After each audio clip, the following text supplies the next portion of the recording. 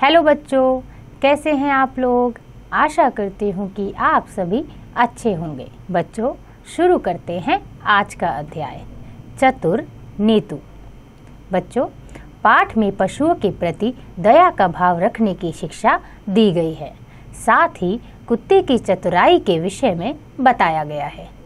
दिए गए जानवरों में से कौन से पालतू जानवर हैं और कौन से जंगली, अलग अलग तालिका में लिखिए। बच्चों, यहाँ कुछ जानवर दिए गए हैं। कुछ जानवर पालतू हैं जिन्हें हम पालते हैं और कुछ जानवर जंगली हैं जो जंगल में रहते हैं। आपको दोनों जानवरों के नाम पालतू जानवर और जंगली जानवर में छांटकर लिखने हैं।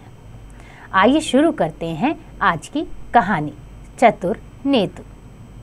बूढ़ी माँ अकेली थी। गांव के लोग उन्हें अम्मा कहकर पुकारते थे। एक दिन अम्मा खेत से घर लौट रही थी। उन्हें गली के किनारे से कूं कूं की आवाज़ सुनाई दी। अम्मा आगे बढ़ी। कोने में कुछ सूखे पत्ते पड़े थे। अम्मा ने लाठी से पत्ते हटाए। वहाँ एक भूरा पिल्ला ठंड से ठुठुर रहा था। अम्मा ने उसे उठाया और घर ले आई। अम्मा पिल्ले को खूब लाड़ प्यार करती। अम्मा ने उसका नाम रखा नीतू। देखते ही देखते नीतू बड़ा हो गया। नीतू भी अम्मा का बहुत ध्यान रखता था।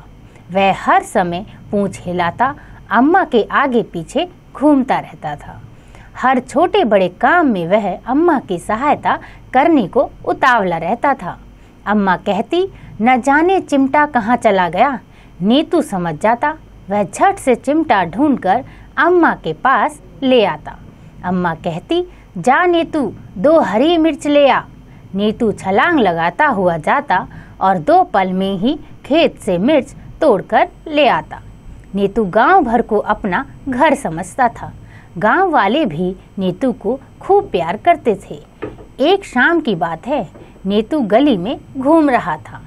उसने 2 आदमी देखे। नीतू पूंछ हिलाता हुआ उनके पीछे पीछे चल दिया। उन दोनों आदमियों ने एक घर के बाहर लगा ताला तोड़ा और भीतर घुस गए। यह गांव के मुखिया का घर था। वे शहर गए हुए थे। नीतू चुपचाप सब देखता रहा।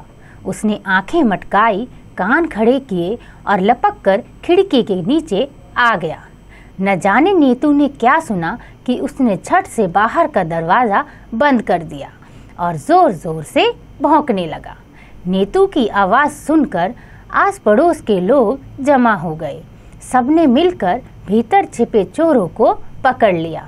सब बोले, भाई नीतू तो सचमुच बहुत चतुर है।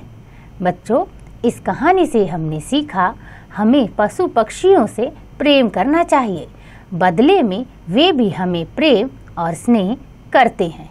वे हमारी रक्षा करते हैं। बच्चों, आशा करती हूँ कि आपको ये कहानी समझ आ गई होगी। इसका अभ्यास आप स्वयं कीजिएगा।